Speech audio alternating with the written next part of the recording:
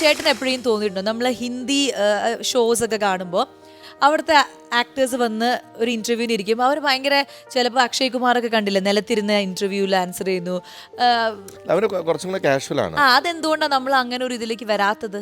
അത് നിങ്ങളല്ലേ ചെയ്യേണ്ടത്. ഞങ്ങൾ നിലത്തിരിക്കാൻ തയ്യാറായിരുന്നല്ലോ. ഞങ്ങൾക്ക് പേടി ഞങ്ങൾ നിലത്തിരിക്കാൻ പറഞ്ഞു കഴിഞ്ഞാൽ ചോദിച്ചാലല്ലോ ഞങ്ങൾ ഇരിക്കാൻ തയ്യാറാണ്, ഞങ്ങൾ നിന്ന് സംസാരിക്കാൻ തയ്യാറാണ്. അതൊക്കെ ഇപ്പൊ പറയും വരുമ്പോ തന്നെ ചേട്ടാ നമ്മൾ നിലത്തിരുന്ന സംസാരിക്കുമ്പോ അത് അതാ പറഞ്ഞേ, അത് നിങ്ങളാണ് തീരുമാനിക്കേണ്ടത് അങ്ങനത്തെ ഷോ ഉണ്ടാക്കണമെന്ന്. ഞാൻ ചാനലിലായിരുന്നെങ്കിൽ അങ്ങനത്തെ ഷോസ് ഒക്കെ ഇപ്പൊ ചെയ്തേനെ. ഞാൻ അങ്ങനെ വിചിത്രമായ ഒരുപാട് ഷോസ് ചാനൽസിൽ ഇരുന്ന് ചെയ്തിട്ടുണ്ട്.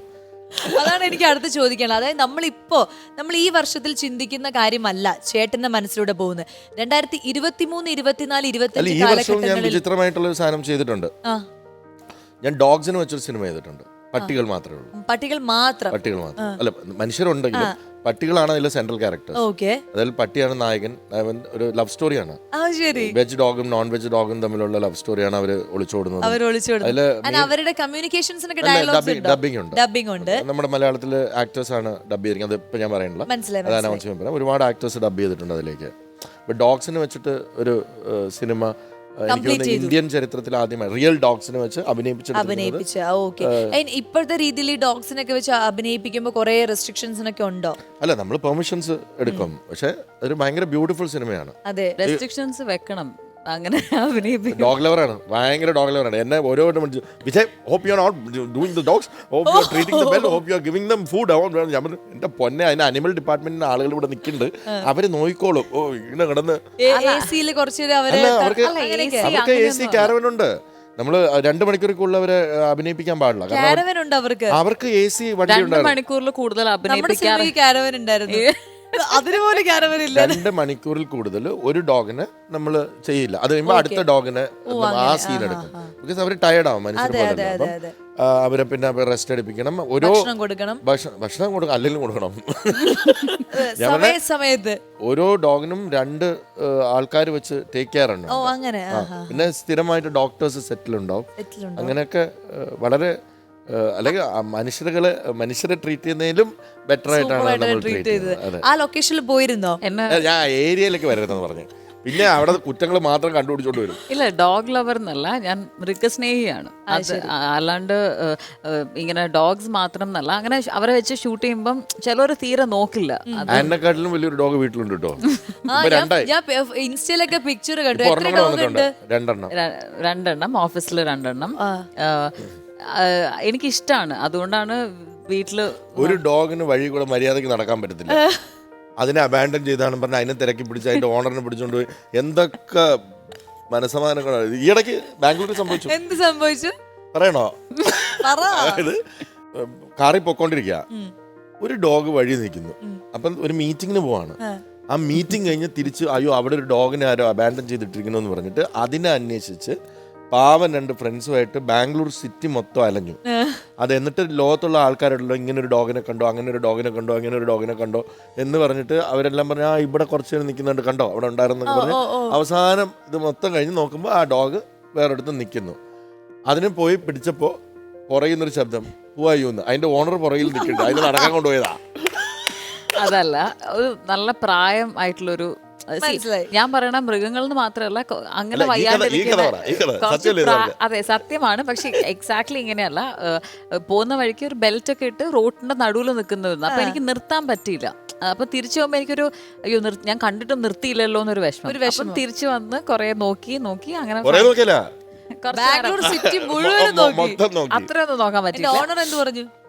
തൊടണ്ടെന്ന് പറഞ്ഞു. അല്ല, അത് കുറച്ച് നല്ല പ്രായമായിട്ടില്ല. അതിനെ കണ്ട വീട്ടിൽ അതും റോഡിന്റെ നടുവിൽ നിൽക്കണോണ്ടാണ് ഞാൻ പോയി ചോദിച്ചത്. അപ്പം നോക്കി അത് തന്നെ നടക്കാൻ പോകും. അത് എനിക്ക് അറിയണ്ടായിരുന്നില്ല തന്നെ നടക്കാൻ പോകും. അപ്പം അവർ പറഞ്ഞു തൊടണ്ടാക്ക, അത്ര ക്ലീൻ ഒന്നുമല്ല എന്നൊക്കെ പറഞ്ഞു. അപ്പം ഞാൻ പറഞ്ഞു ഇതാരാ, നിങ്ങളുടെ ആരാ പറഞ്ഞ എൻ്റെ വീട്ടിലാന്ന്. ശരി, ഒന്നും വേണ്ടിയില്ല, പോയി. പക്ഷെ അത് മിണ്ടാ പ്രാണികൾ അങ്ങനെ ആയതുകൊണ്ട് അത്രേ ഉള്ളൂ. അതുകൊണ്ട് ഈ സെറ്റിൽ ഞാൻ വരണ്ട. അതെ ഞാൻ ഉറപ്പായിട്ടും എന്തെങ്കിലും കണ്ടുപിടിക്കും, മെനക്കെടുത്താ ഞാൻ നമുക്ക് ആവശ്യമുള്ള. ഇപ്പം അതാ ഞാൻ പറഞ്ഞ വിജയൻ വിളിക്കുമ്പോൾ എടുക്കുക പോലും ഇല്ലെങ്കിൽ ഞാൻ സ്മിത ചേച്ചീനെ, വിജയന്റെ വൈഫിനെ വിളിച്ചിട്ട് സ്മിത ചേച്ചിനോട് ഞാൻ പറഞ്ഞിട്ടുണ്ട്, സ്മിത ചേച്ചി സത്യം പറ, എന്താ ചെയ്യണ ശരിക്കും, എങ്ങനെയാ ഷൂട്ട് ചെയ്യണ അവര്, അല്ലെങ്കിൽ വിജയന്റെ ബ്രദറിനെ വിളിച്ചു ചോദിക്കും, ശരിക്കും നിങ്ങൾ നോക്കുന്നുണ്ടോ, നന്നായിട്ടാണോ ചെയ്യണേ, ഒന്നുമല്ല അങ്ങനെ അവര് ചെയ്യുള്ളൂ എന്നറിയാം, എന്നാലും കൂടുതൽ കൊണ്ടുള്ള ഒരു അന്വേഷണം. വീട്ടിൽ എത്ര 2 എണ്ണം ഉണ്ട്, പേരുകൾ എന്താക്കി അവരുടെ? ഓസ, sauce. Sauce and ഓസ from San Francisco. ഇപ്പൊ ഇവർ ഒരുമിച്ച് വരുവാണെങ്കിൽ എങ്ങനെ വിളിക്കും? രണ്ടാമത്തെ ഇപ്പൊ വന്നേ ഉള്ളൂ. ഓസ സാസു എന്നാണ് വിളിക്കുക. അതെ, ഇല്ല ഓസ അങ്ങനെ ഒന്നും വരാറില്ല. ചൈനീസ് നെയിം പോലെ ഞാൻ നെറ്റ്ഫ്ലിക്സിൽ ഞാൻ ഓസാനെ എടുക്കുന്ന സമയത്ത് ഓസാക്ക് എന്ന് പറഞ്ഞിട്ട് നെറ്റ്ഫ്ലിക്സിൽ ഒരു സീരീസ് കാണുന്ന സമയമായിരുന്നു. അപ്പം എന്ത് പേരിടുമെന്ന് കുറെ ആലോചിച്ചിട്ടും എനിക്ക് പേര് കിട്ടണില്ല. അങ്ങനെയാണ് ഞാൻ വെച്ചാൽ ശരി ഓസാക്ക് ഇടാന്ന്. ഓസാക്ക് മാറി ഓസി ആയതാണ്. എനിക്ക് അധികം വലിയ ഡോഗ് ലവർ ഒന്നും ആയിരുന്നില്ല ഞാൻ. ആ സിനിമ കഴിഞ്ഞോടുകൂടി ചേട്ടൻ ഒരു ഡോഗ് ലവറായി. കാരണം അവരുടെ കൂടെ രാവിലെ മുതൽ രാത്രി വരെ സ്പെൻഡ് ചെയ്യുക. അപ്പൊ വീട്ടിൽ ഇപ്പൊ ഉണ്ടോ ഡോഗ്? ഡോഗ് ഉണ്ട്. ഏതാണത്? അവന്റെ പേരെന്താ? അവനാണോ അവളാണോ? രഹസ്യമായിട്ട് പറയേണ്ട ഒരു പേര്.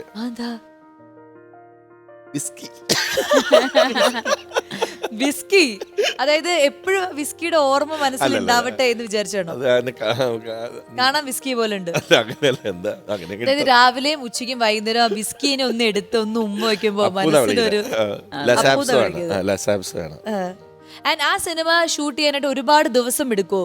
ഒരുപാട് ദിവസം എടുക്കും. നമുക്ക് ഞാൻ പറഞ്ഞില്ലേ, ഒരുപാട് നേരം ഒന്നും നമുക്ക് ഷൂട്ട് ചെയ്യാൻ പറ്റത്തില്ല.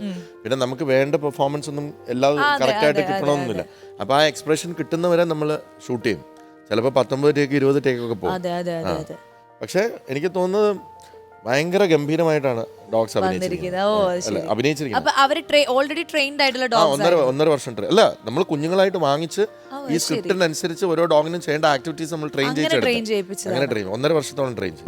ടോർച്ചർ ചെയ്തു. എന്തായാലും ആ സിനിമ നമ്മുടെ പാർക്ക് കെട്ടിക്കൊടുത്തു. അതാണ് നമ്മുടെ, അതായത് നമ്മള് മലയാളത്തിൽ ഒരുപാട് നാളായി തോന്നുന്നു ഇങ്ങനത്തെ ഒരു സിനിമയൊക്കെ വന്നിട്ടില്ല. പണ്ട് കാടിന്റെ മക്കൾ എന്ന് പറഞ്ഞൊരു സിനിമ ഉണ്ടായിരുന്നു. പക്ഷെ അതിന് ഡബിംഗ് ഒന്നും ഉണ്ടായിരുന്നില്ല. ഡബിംഗ് ഒന്നും ഇല്ല. പിന്നെ അതില് ഈ അനിമൽസ് ഒരു പാർട്ട് മാത്രമാണ്. ഇത് ഇവരുടെ സിനിമയാണ്, കംപ്ലീറ്റ്ലി ഇവരുടെ. മനസ്സിലായി. എന്തായാലും എത്രയും പെട്ടെന്ന് ആ സിനിമ നമുക്കൊക്കെ കാണാൻ ഒരു ഭാഗ്യം ഉണ്ടാവട്ടെ.